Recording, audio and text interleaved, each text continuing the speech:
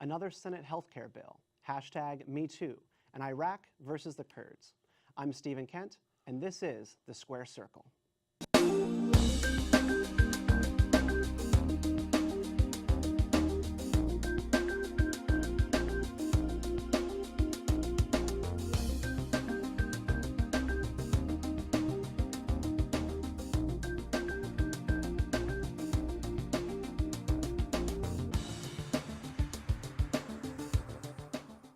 If you have a passion for helping people, want to launch a new charity, or need to raise funds, Voluntary Solutions can help. You have a passion for helping people. We have a passion for helping you. Visit voluntarysolutionsdc.com, 844-739-5488. Hello and welcome to The Square Circle. I'm your host, Stephen Kent. Joining us today are Gregory Clay of gdclay.com, Ebonique Ellis of Good Management and Investments, and political reporter James Rosen. Welcome, everyone. This week, another healthcare bill is making its way through the Senate. This one, a bipartisan effort between Senators Lamar Alexander and Patty Murray. Here's the story from ABC News. President Trump declared Obamacare is on its last leg. Obamacare is virtually dead. Just 5 days ago, he cut off $7 billion in subsidies that help lower-income Americans. The president today described the payments as a handout to insurance companies. This is money that goes to the insurance companies to line their pockets, to raise up their stock prices, and they've had a record run. But just minutes later, he seemed to back a new bipartisan deal to restore those same payments. The solution will be for about a year or 2 years, and it'll get us over this intermediate hump. Greg, a lot has been going on the topic of healthcare these days. There seems to be a new Senate healthcare bill every week. What is new about the Lamar Alexander and Patty Murray bill that we have not seen before? Well, first of all, in regards to this healthcare situation, a couple of things I find interesting. Lamar Alexander and Patty Murray spoke on Thursday and introduced the co-sponsors. It's interesting that there are 12 Democratic co-sponsors, 12 Republican co-sponsors. Now, what's interesting beyond that is that the 12 Republican co-sponsors are not up for re-election in 2018. That's an interesting factor. And in terms of newness, that would apply to one Donald Trump, because it seems like every 12 hours or so, he has a new opinion. You know, you want something new? Hey, that's new. You know, remember a few days ago in the morning, you know, he said he could go for the cost sharing reductions. Then when he spoke at the Heritage Foundation that night, you know, he said no, he couldn't go for it. So, and it's believed that, of course, this bill is not going to go anywhere unless Donald Trump is on board. So they have a lot of work to do to try to get him to lend a helping hand, as they say. And with Donald Trump, he changes, you know, he's like a traffic light. You know, you go from, red for stop and yellow for caution and green for go. You don't know what this dude is doing. You know, like I say, like every 12 hours, depending on where he is, which venue. He says one thing at the Rose Garden, another thing at the Heritage Foundation. I hate to say it, but I always admire a politician who can just pivot like that? Yeah, because I don't want them to feel locked in just because of, you know, party pressure. So I hate the bill as it is, but I'm glad that he's open to change if it needs to be changed. Well, Ebonique, what do you like, or where would you like to see this bill go? I mean, is this a masterstroke of bipartisanship, or is this sort of a Band-Aid approach and just sort of a quick way out of a really embarrassing cycle for healthcare reform? I do think it's a quick way out of an embarrassing cycle. I think that it's a watered-down bill that does nothing and it's ineffective, but that's what I expected from Congress, and I'm hopeful that Trump will see it for what it is and address his voters with a bill that would lower healthcare costs. Because in America, our healthcare, you know, going to the hospital is more expensive than other Western countries. Our general medical bills are more expensive than other countries, and what we need is not health insurance, but more a free market approach to understanding what we as a patient are buying. James, they've both mentioned a variety of things, and Ebonique just spoke to Trump's base and his voters. We know that 70% of Obamacare subsidies are going to states that went for Trump. Is this something of a reason why he's so flexible on this issue? Because, like Greg was saying, he's been changing week to week on this. He's changing week to week because the politics, and I think the point you just made is an extremely important one. The politics really have the Republicans hemmed in on this. I will say this: President Trump is right about two things.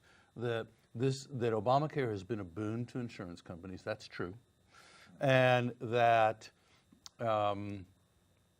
Americans should be able to cross state lines in looking at in searching for insurance policies. Right now, they're largely restricted. So some of his criticisms are true, but the problem is that by killing the statement that he made, for instance, that Obamacare is on its last legs, it's simply not true.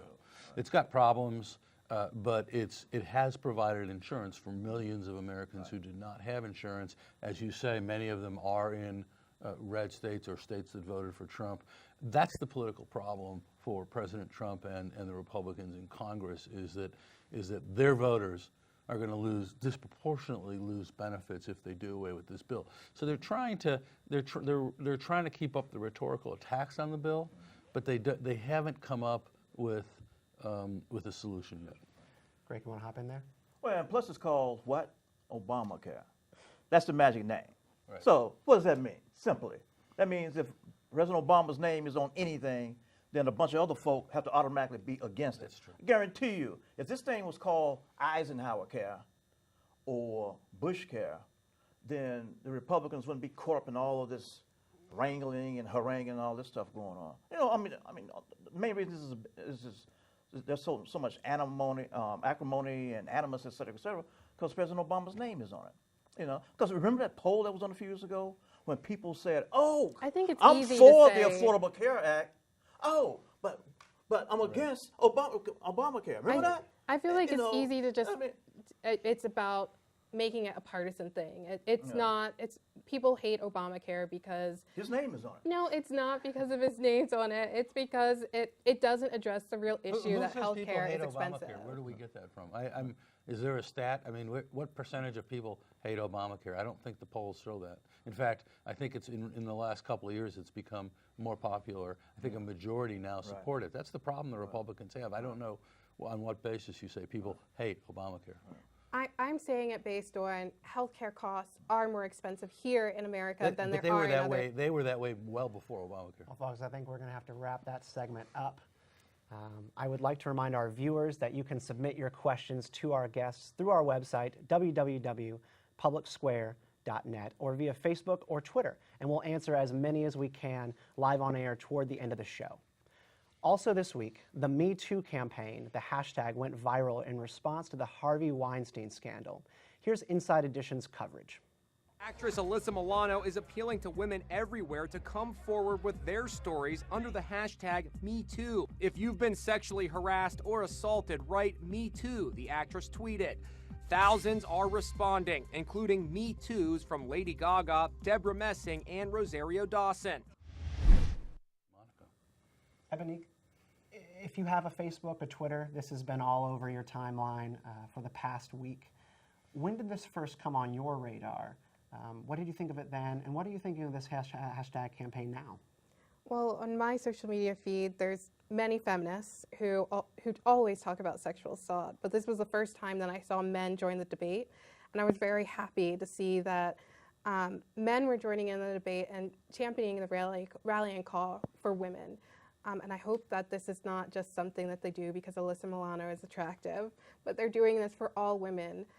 Because 1 in 6 women are sexually assaulted in the United States, and I don't want the average woman to be ignored just because Alyssa Milano is doing it, so it's more attractive now. Greg, is there some value in celebrities speaking up about this issue to try and get people talking about it? I think there's an aversion by many people on different sides of the political spectrum when celebrities are leading the charge. It becomes sort of a way to dismiss the entire issue. But it seems that we don't talk about these things unless Alyssa Milano puts it in the forefront. Well, I'm glad that Alyssa Milano came out with the Me Too campaign. You know, Alyssa is very, I found her to be very thoughtful and very socially aware. I remember when I was in my class, I did a story on her, not about her acting, but about her growing up as a Dodgers fan. And she wrote a book about being a baseball fan of the Dodgers, Brooklyn Dodgers and LA Dodgers. But anyway, I think Hollywood has such a powerful impact on society that some people in our country take their cues from Hollywood.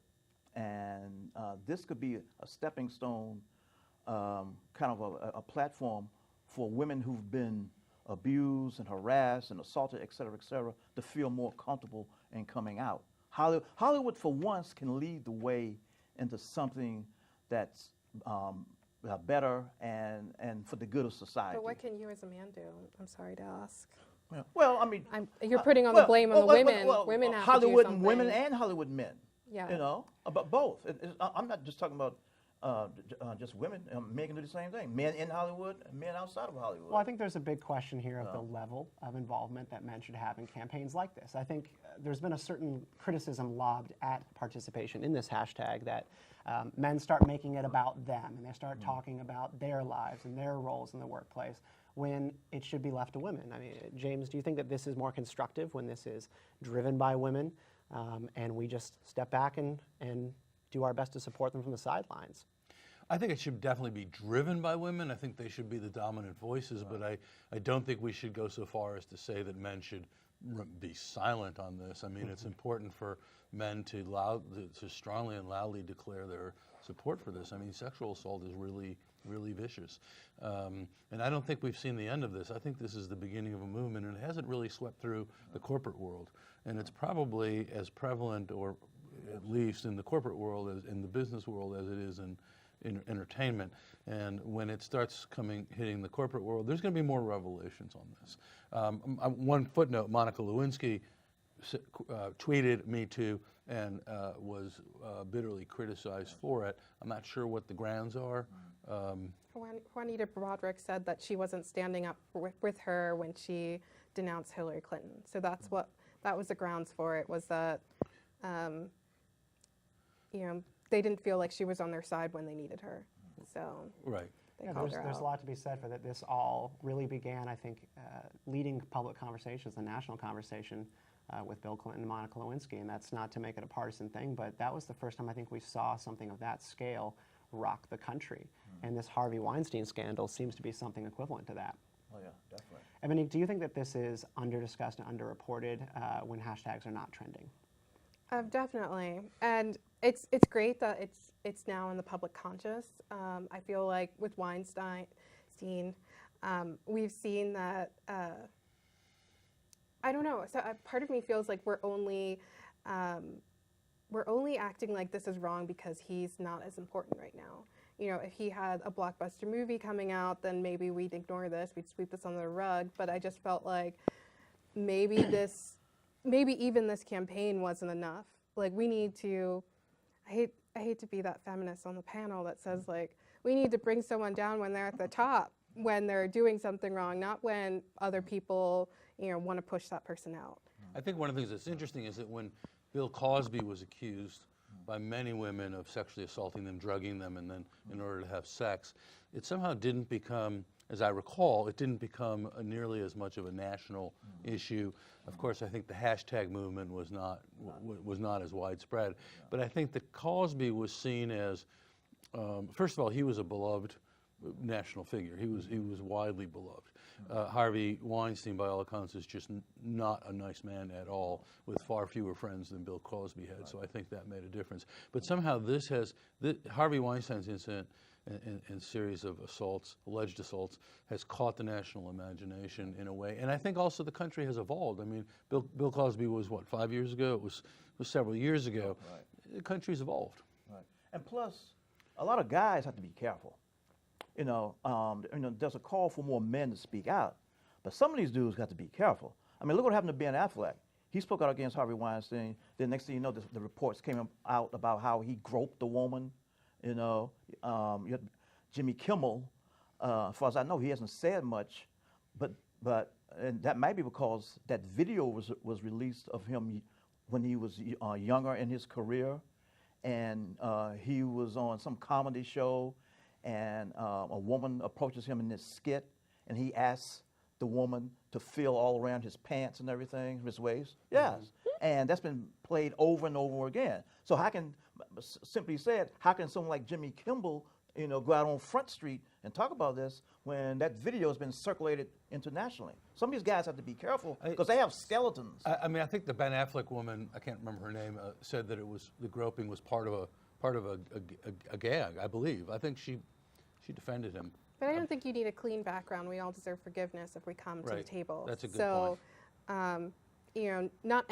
No one has a clean background. So even regardless of what they might have done in the past, if they're willing to shame someone now, I think that's what they should do. Greg, why does this become so politically charged? It seems that when something like this happens, we break along political lines. Everybody falls back into their tribes because they feel threatened by hashtag campaigns in particular, particularly when it's about women. Why does this become political? Well, it's political big time.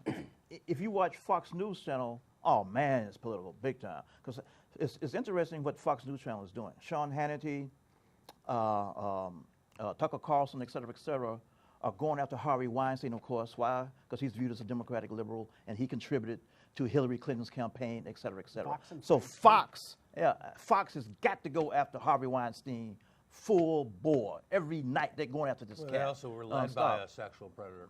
Yeah, I wonder if it's like a revenge thing. Like they. Yeah, because they lost Bill O'Reilly, Roger Ailes.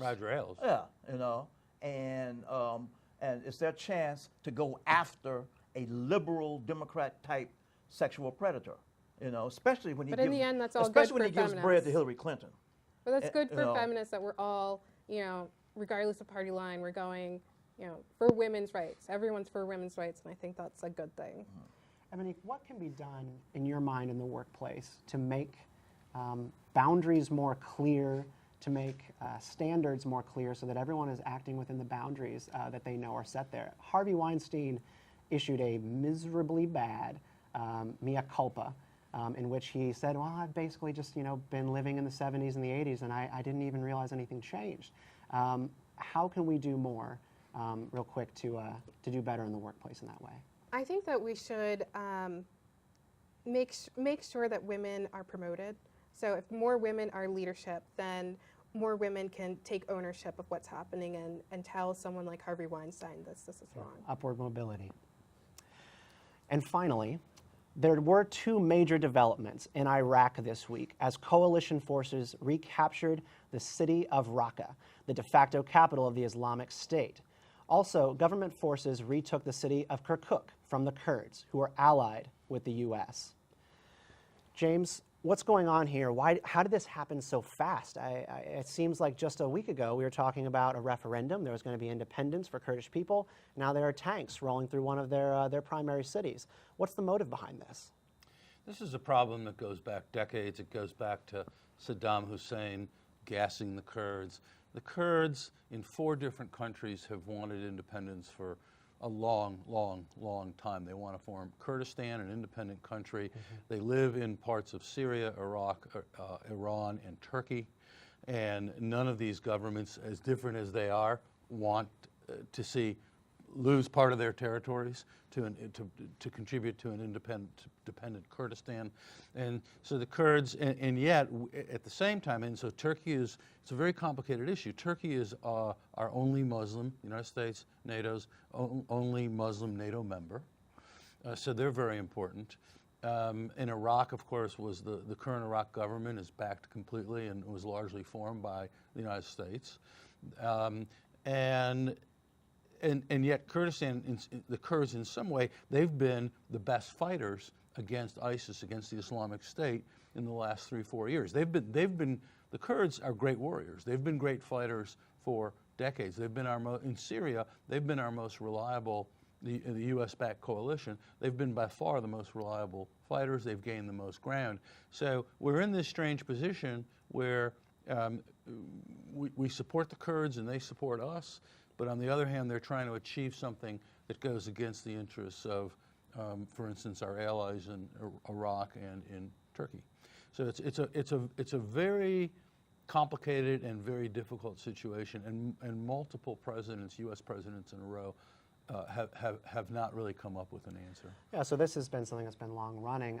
Ebonique, I'm curious how you feel about this administration's approach to it. Is this being cold on this issue and not wanting to engage on the issue of Kurdish independence, is this a result of the America First doctrine?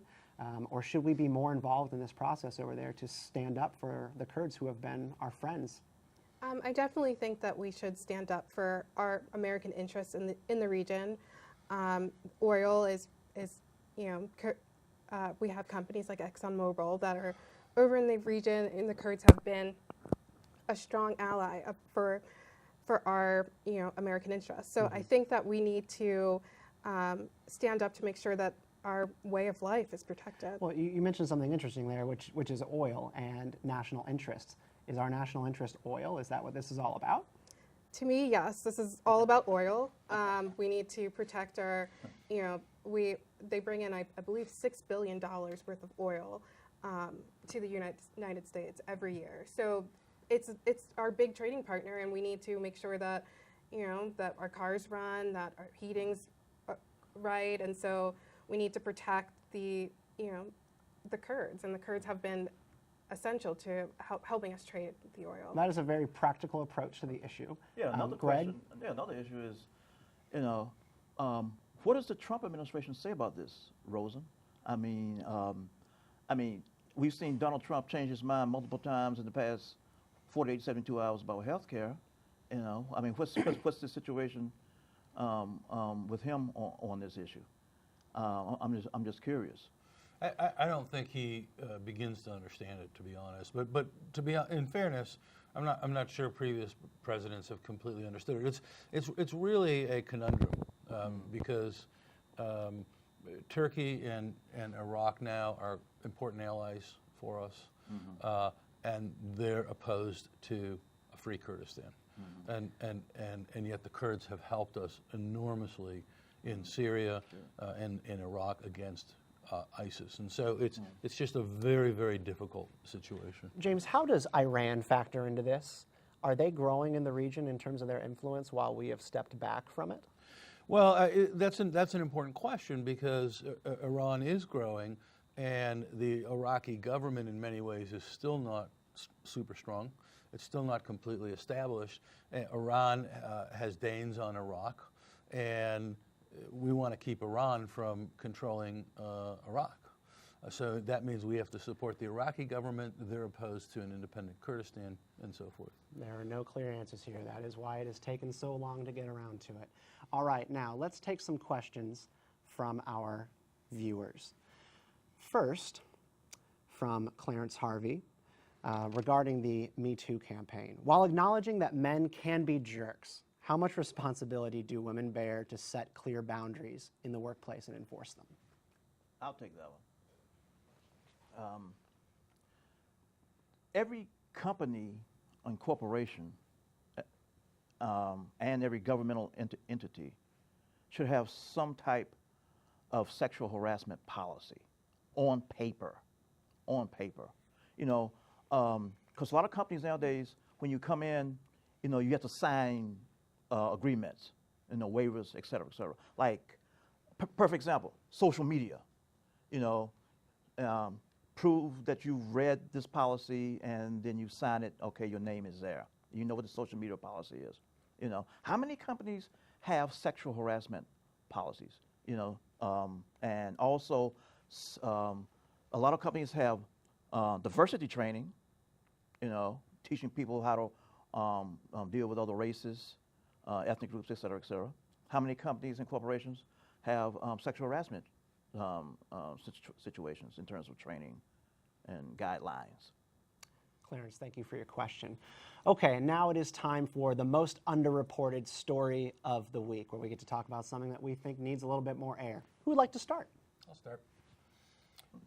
There was a very disturbing, if you care about the Earth and the fate of the Earth and the planet and animals and nature, there's a very disturbing news that came out of Germany recently, which is that scientists who cover and weigh, and they actually do weigh how many insects, they capture insects and then they weigh them over a period of decades. And their research shows that the number of flying insects has declined by something like 70%. Now, this is just one region of Germany, but there's been similar research in other parts of the world. Why is this important? It's important because insects provide something like 70% of the food for birds, for instance. They provide 80% of pollination for plants. And if it sounds crazy, but if insects disappear, the Earth basically disappears. The ecosystem will crash. So this is, in the face of ISIS and President Trump and his controversies in healthcare and all this, it gets lost. This is really serious stuff, and it's bad news. Making the case for saving the insects. Ebonique? Right now, entrepreneurship is at historic lows. So 50% less entrepreneurs today than we had in 1977.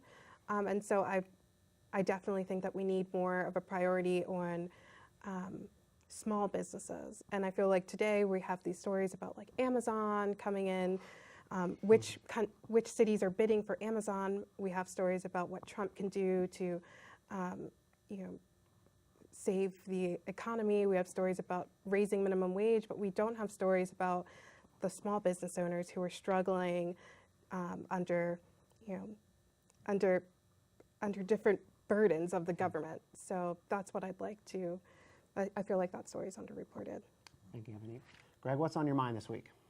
John Kelly on Thursday at 3:05 p.m. Eastern Time spoke at the White House briefing room, and he spoke from the heart about this entire thing about the 4 soldiers who were killed in Niger, and the issue of how do you tell the family members that their loved one has died. And he went into great detail. And what was interesting is when he went off on the Congresswoman, Frederica Wilson from Florida, and he said that he was stunned. He said it twice, at least twice, that she was in on the conversation with LaDavid Johnson's widow. And he said his whole point was that it should be private, and he used the word sacred. And he said he was also brokenhearted about it. And he made it most crystal clear about the process in that situation. Because, of course, he's a Gold Star father. Well, that is all for this week. I want to thank all of our panelists for a wonderful program this evening. I'm Stephen Kent. Thank you for watching The Square Circle, and we'll see you next week.